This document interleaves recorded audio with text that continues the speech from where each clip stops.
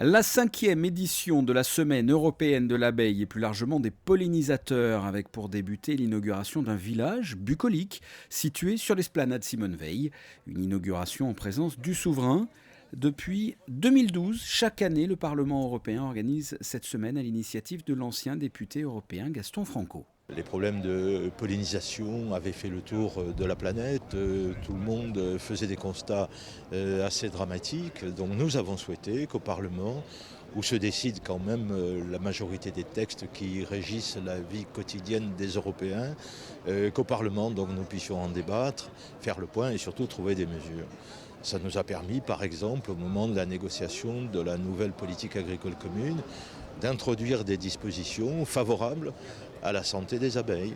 Nous avons également voté des budgets, et le Parlement continue de le faire, pour aider les États membres à mener dans leur pays des actions concrètes en faveur de la santé des abeilles. Après la visite du village de l'abeille, parrainée par la députée européenne Maria Gabriel, le prince Albert II a ensuite participé à une conférence de haut niveau qui avait pour but de mettre en évidence le rôle crucial joué par les pollinisateurs dans la conservation de la biodiversité.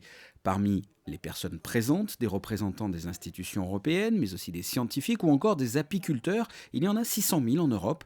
Le souverain, dans son discours, a rappelé que la situation des abeilles est particulièrement inquiétante, qu'il s'agit d'un enjeu pour l'avenir, pour nous, pour les générations futures et plus largement pour la planète. La problématique des abeilles, c'est une cause qui doit nous concerner tous, parce que si nous n'avons plus d'abeilles, si nous n'avons plus de pollinisateurs, il y aura de graves conséquences pour non seulement pour la biodiversité, bien entendu, avant tout pour l'agriculture, mais pour nous. C'est très important qu'il y ait ce genre de manifestation ici qui soit portée par l'Union européenne, et parce qu'il y a une grande activité, bien entendu, d'apiculture en Europe, mais aussi ça concerne le monde entier. Mais si on met en place les bonnes directives et les bonnes mesures pour freiner toutes les causes qui touchent les abeilles et les pollinisateurs, et si on arrive à mobiliser le plus grand nombre de personnes autour de cette problématique et pour trouver les meilleures solutions, eh bien, on aura fait de très très grands pas. Depuis plus de 10 ans, le constat est sans équivoque. L'abeille disparaît de nos campagnes. Les causes: l'utilisation de pesticides puissants, le développement de la monoculture, la disparition des haies et des prairies fleuries, l'urbanisation grandissante, la pollution, mais aussi, et ce qui n'arrange rien, les abeilles sont victimes de parasites. Le 25 février dernier, l'IPBES, qui est un organisme qui dépend de l'ONU, a lancé une alerte qui a été ratifiée par 120 pays.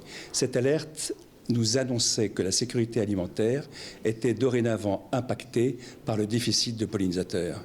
Ça veut dire qu'aujourd'hui, il faut prendre absolument des décisions concrètes pour que nos enfants, nos petits-enfants, la génération suivante, puissent être assurés d'avoir l'alimentation nécessaire à sa survie. S'il n'y a plus d'abeilles, il n'y a plus de nourriture. Les Américains ont publié une photo formidable, un supermarché avec abeilles et un supermarché sans abeilles. Cette photo est terrifiante. Les solutions, elles sont très simples. Il faut d'abord des hommes. Il faut des hommes, c'est-à-dire des apiculteurs.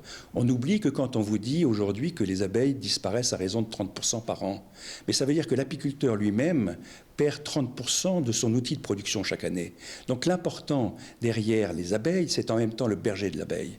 Donc il y a une nécessité de former, d'avoir des apiculteurs qui soient derrière spécialisés pour pouvoir comprendre la manière de pouvoir développer un cheptel sain. Et puis bien entendu, il faut mettre un terme à l'utilisation de ces pesticides. Un moratoire existe depuis 2013 pour la diminution des pesticides. Depuis 2013, l'utilisation de pesticides a augmenté de 31% en tonnes. Donc aujourd'hui, au-delà de tous les discours qui peuvent être faits, il y a des actions concrètes qui doivent être mises en place immédiatement. En attendant, chaque année, 1000 apiculteurs cessent leur activité. Il y a une vingtaine d'années, la mortalité moyenne des colonies d'abeilles domestiques variait entre 0 et 5%. Cette mortalité peut atteindre actuellement plus de 30% par an dans certains pays, notamment dans l'hémisphère sud.